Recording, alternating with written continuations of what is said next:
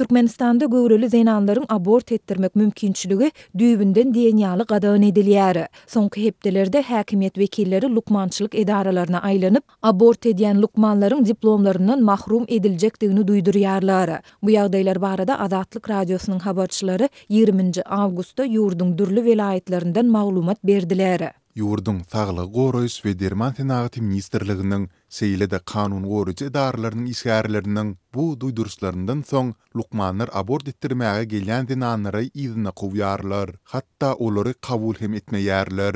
Dip ýagdaýlardan habarly paýtagtly saglyk işäri anonimlik şertinde gurrun berdi. Saglyk işärleriniň bir näçesiniň habarçymyda gurrun bermegine görä, häzirki wagtda çağanyň inäniň göwresinde ösüşi galan bolsa ýa-da göwräniň içinde çağanyň ýüregi urmayan bolsa, diňe şonda abort edilmegine ruhsat berilýär. Türkmenistanda 2022-nji ýylda güýje giren kanun göwreli zenanlaryň abort etmegini 5-nji hepdesinden soň gadagyn edýär. Bu ýagdaý zenanyň islenilmedik göwreliligi togtatmak mümkinçiligini berk çäklendirýär. Häzir kanunyň berýän wagt möhleti hem äsgerilmeýär diýip başga bir saglyk işäri anonimlik şertinde aýtdy. Häkimiýet wekilleri bu çäreleriň sebäbi barada açyçan resmi düşündürüş bermeýärler.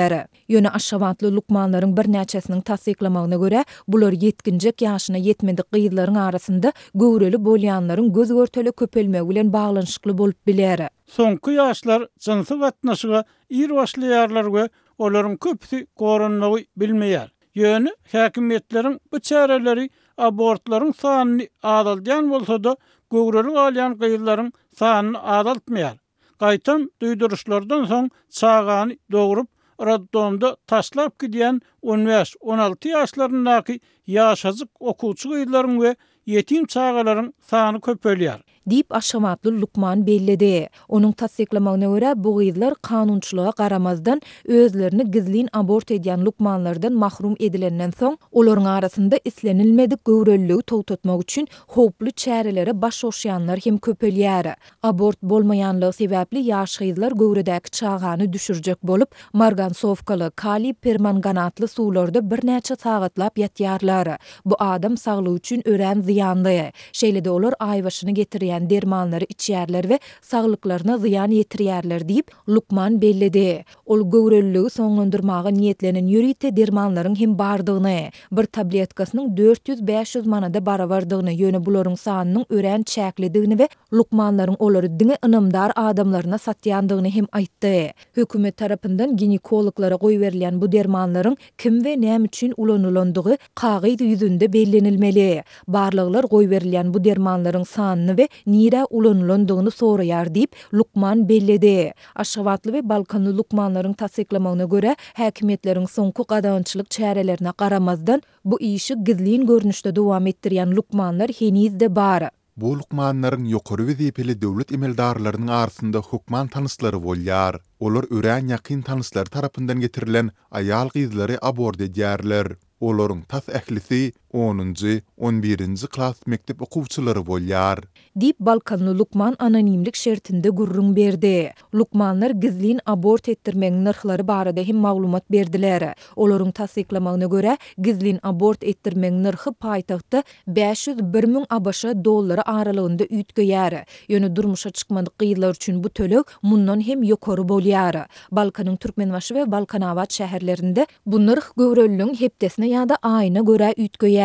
Göwrelilik 2 aýa çenli bolsa 5000 manatdan, 3 ay we ondan uly bolsa 50.000 manatdan hem ýokarda tölek alınýar diýip Balkanly Lukman bellidi. Azatlyk ýokarda beýan edilen ýagdaýlar barada Saglyk Goraýyş we Derman Senaty ministrliginden tesbir alyp bilmedi. Türkmenistanyň hökümeti insan hukuklaryny goraýjy halkara guramalar tarapyndan ýurtda aýal gyzlaryň hukuklaryny abort etdirmek mümkinçiliklerini çäklendirmekde berk tanqid edilýär. Hökümete değişli bolmadyk guramalar şu ýylyň 29-njy ýanwarynda Birleşen Milletler Guramasynyň Jenewadaky edarasynda aýal gyzlaryň hukuklarynyň Türkmenistandaky ýagdaý barada BMG-niň aýallara garşy diskriminasiýany ýok etmek boýunça komitetine briefing berip, Türkmenistany aýal gyzlary halkara ülgülerine laýyk gelýän abort etdirmek mümkinçiligine hemme taraplaryň el ýeterligi üpçün etmäge çagyrdy.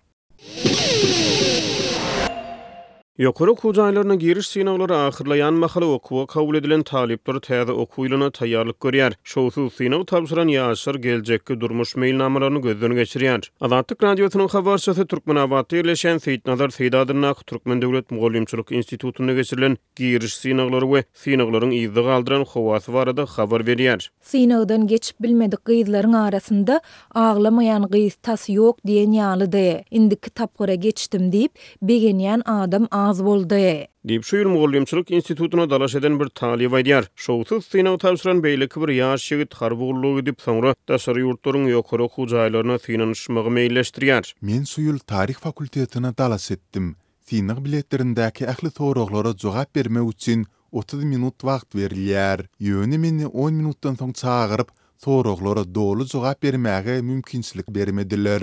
Diýip ikinji dalaşýar hamtygyar. Erkek oglan bolsam da göz ýaşymy saklap bilmedim. Egerde maskalamda yeterlik pul bolanda men daşary ýurtlara gidip okardym. Emma mümkinçiligimiz ýok.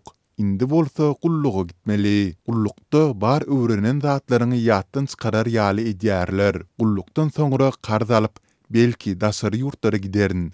Ýöne Türkmenistandaky ýokary okuw jaýlarynyň ýüzüne seretmerin. Diýip ýaş ýigit gurrun berýär. Maglumat üçin aýdylsa şu ýyl sebitleri orta mektebi tamamlap gulluk ýaşyna ýeten raýatlaryň iýun aýyna gysgaly ýagdaýda harbugullyga alınıp gidilen halatlary köp boldy. Türkmenistana ýokary okuw jaýlaryna giriş synaglary her ýyl korrupsiýa aladalynyň arasynda geçirilýär. Şöne seýregem bolsa öz güýjüne we bilimine daýanýan we synaglary üstünlükli tapşyryp ýokary okuw jaýlaryna kabul edilýän raýatlaryň bolýar. Giriş synaglaryna gatnaşan raýatlaryň aglabasy şol umyt bilen ýokary okuw jaýlarynyň gapysyny nätleýärler. Ýöne synaglardan geçip bilmedik raýatlar gynanç duýgularyny başdan geçirýärler. Azatlyk radiosynyň Lewan Puratynak çeşmeleri synaglaryň öňü tirosuna şu ýyl öz güýjüne ýokary okuw jaýlaryna kabul ediljek ýaşlaryň sanynyň artdyryljakdygy barada myşmyşlaryň peýda bolanyny aýdýarlar. Muňa garamazdan öz güýjüne okuwa giren taliplaryň sany gaty az boldy. Her toporda bir sany talip öz güýjüne alnypdyr diýip kärdeslerim aýdýar. Diýip ýokary okuw pudogyna bir çeşme aýdýar. Bu aralykda korrupsiýa aladalynyň arasyna ýokary okuw jaýlaryna talipligi kabul edilen ýaşlar öňümizdäki okuwlaryna taýýarlyk görýärler. Taýýarlyk işleri Türkmen Döwlet Mugallimçilik Institututyna mugallimlaryň synagdan geçen talipler bilen tertip düzgünüň berjaý edilmegi barada geçiren ýygnaklary bilen batlandy. Şeýle bu ýokary okuw jaýlaryna okuwlaryň öňü tirosuna ýowur geçirmek meýilleşdirilýär. Okuwa kabul edilen erkek raýatlar 25 awgustda institutda geçiriljek köpçülikliň ýowara gatnaşmagy çağırylýarlar. Diýip dänewli çeşme aýdýar. Bizi talipleriň okuw gyzyklandyrmaýar. Esasy zat tertip düzgünüň hemde taliplerden edilýän ähli talaplaryň gyşarnyksız berjaý edilmegidir. Diýip ol täze taliplerden institutda geçirilen soňky ýonakda bilim resmiýetiniň aýdan sözlerini getirýär. Şu ýyl ýurdun köp sany ýokary okuw jaýyna giriş synaglaryna iýulyň ahyryna badylgy berildi we synaglar takminan 3 hepde dowam etdi.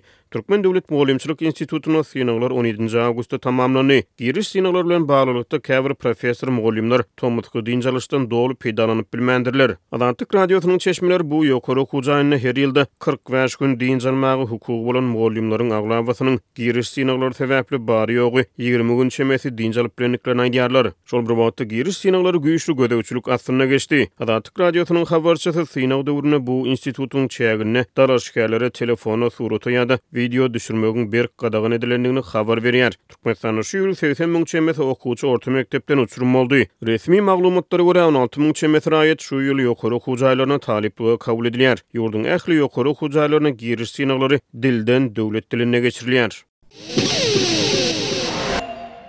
Prezident Joe Biden Demokratik Partiýanyň Kamala Harris'in ak tamçyn bäsleşikde Respublikan Donald Trump'a garşy alyp barýan görüşüne ýolbaşçylyk etmegini berçinläp, birinji gün öz vice-prezidentini Amerikan demokratiýasyny goramogyň iň gowy umydy hökmüne häsiýetlendirdi diýip Reuters Chicago'dan habar berdi. Biden Demokratik Partiýanyň Milli Gurultaýynyň açylýan gecesinde merkez sahna çykyp partiýadaşlarynyň şowkunly we dowamly el çarpışmalary arasynda prezidentliginiň ýeni 5 aýynyň galanlygyna garamazdan ýarym asyr hyzmat eden partiýasynyň öňünde hoşlaşyk sözüni söyledi. Siz azatlyk üçin ses bermäge taýýarmy? Siz demokratiýa we Amerika üçin ses bermäge taýýarmy? Sizden soramaga ruhsat edin. Kamala Harris we Tim Walz'i saylamaga taýýarmy diýip Biden öz sözünün başında aytdy.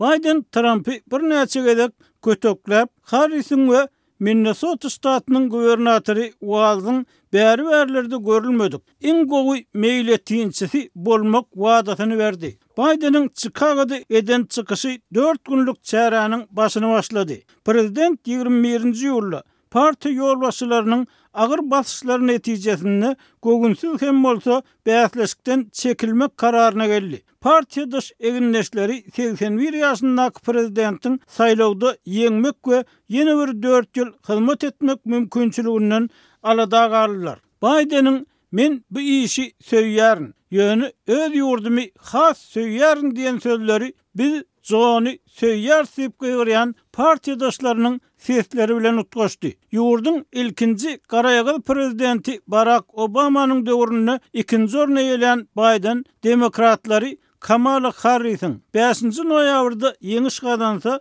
ABŞ-nyň prezidentligine saýlanjak ilkinji aýal, garaýagyl we günorta adiýeli kandidatyň arkasyna birleşmäge çagyrdy. Biden öz ýüzlenmesini soňlanyndan soň gurultay sahnasyna Harris çykdy we onu kucaklady. Onun kampaniýasy ören gyýyska wagtda serişde toplamak rekordlaryny täzeledi. Meýdançalary täze gollawçylardan olurdy we jemgyýetçilik pikir soramalarynyň görkezmegine görä sögüş meýdany bolan ştatlaryň käbirini demokratlaryň tarapdaryny köpeltdi. Biden bary ýogy bir aýyň hem berdi. Şu hepdeniň ahyryna ýene bir 4 ýyllyk möhlet üçin Demokratik Partiýanyň dalaşgärligini kabul edip ýokary derejeli söz sözlemäge taýýarlyk görýärdi. Muňa derek oluny diň almak üçin Kaliforniýaga gider. Biden öz gaýtadan saýlanmak niýetini 27-nji ýylyna Trump bilen bolan gowuşgunsyz çekişmesinden soň